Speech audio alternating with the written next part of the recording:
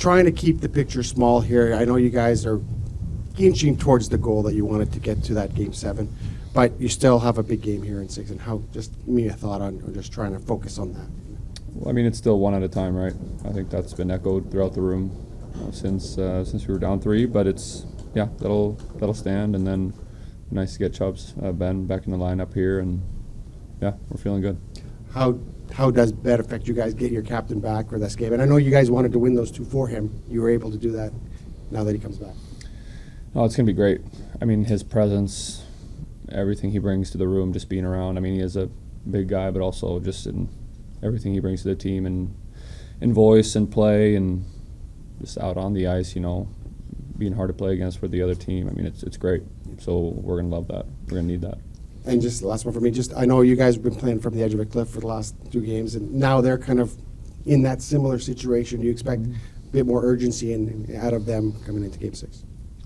Yeah, I mean, I'm not sure exactly their game plan, but I'm sure they're coming in too, just thinking they need to take care of business one at a time. But I mean, we've embodied that, I think, a little better, and we're gonna do what we can to keep that rolling. Taylor Baird at NHL.com. You had 2 really good showings with Jamie being out. What are the conversations between you and Pete in terms of who might be coming out tomorrow when Jamie returns? I mean, they're minimal. I mean, we're all professionals here, and we know whoever gets called upon is expected to go out and get the job done. And I mean, I didn't play for I don't know how many games back there, but I knew you kind of got to stay ready. You need everyone this time of year, so I'm just thankful I get to come in and help out and pitch in any way I can. So if I get the chance, I'll do what I've been doing, but if not, I'll stay ready too. So whatever we got to do to keep going. Saad Yusuf, The Athletic. Freddie, yesterday Ty was mentioning how it's hard to sit out even for him for 3 games. You did for so long. What's it like for you? Is that a learned trait to still be a good teammate, still keep that positive attitude and that jump for whenever that opportunity might come? Yeah, I think for me I'm a little bit older, right? Like just turned 27, been playing hockey for a little bit now. I mean I've been scratched before, and it's probably not the last time, but at the end of the day, it's not always about taking it personally or letting it drag you down. It's whoever's gonna make the team get 2 points at the end of the night. So no, I think for Delhi, he learned a great lesson there too, and obviously it's huge. We're going to need him, and there's a chance he might need me or might need whoever else who's been sitting even on the D side too. So I mean, everyone's kind of, I think, learning from seeing a guy like Delhi who sat that game in my scenario just to stay ready. We're going to need everyone. We talk about playoff hockey being a different speed, different pace. What was your experience like, and how were you able to adjust so quickly to it? Yeah, it actually helped, I think, watching, for the games that I did, just because you realize there's just no room for error or mistakes. You kind of have to play smart and you have to play hard. I mean, the goals that are being scored aren't, your pretty tic-tac-toe plays. Got to grind teams down, and get to the net, especially Vegas, who play hard in front and really box out. So, that helped me. But yeah, playoff hockey is a different beast, but we like it. Mike Heika, DallasStars.com.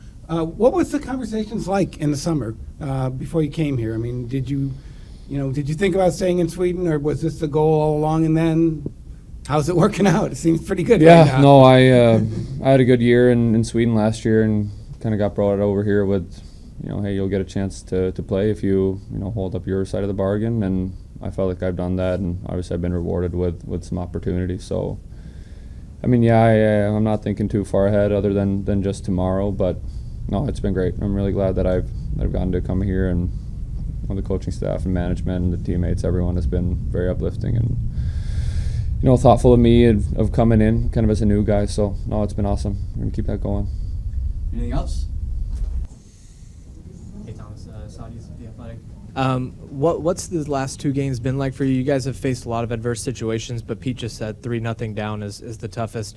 Did you guys just buy into the cliche of 1 game at a time and kind of roll with that?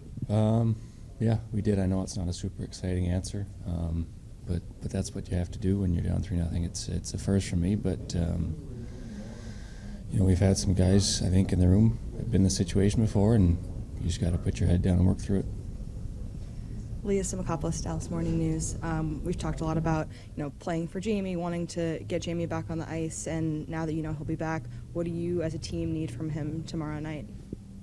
We just need him to be himself. He's got a couple extra days of rest with him, I think is huge. But But he's our leader out there. He's our captain, so we know he's gonna bring the intensity, and we're just gonna follow him. Hey, Thomas. Mike Heika, DallasStars.com.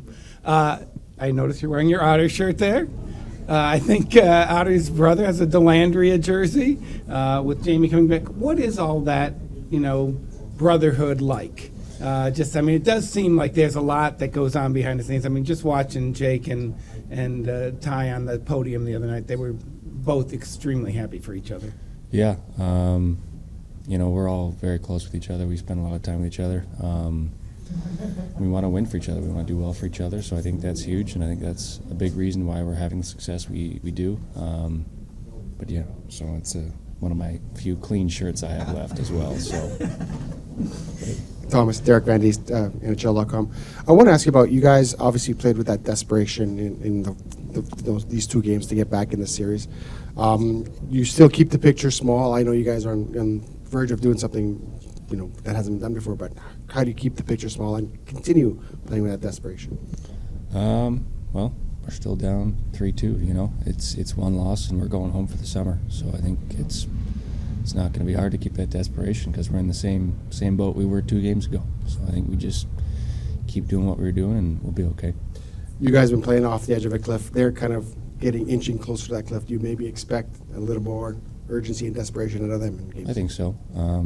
They Game 4 and Game 5 were still very close games. It was OT and it was tied 2-2 until 10 minutes left in the 3rd period. So they're not playing poorly, but I expect they'll come out with more fire in Game 6. It looks like Jason's heating up at the right time for you. He looks like he's getting those bounces that maybe he didn't get in the first or second.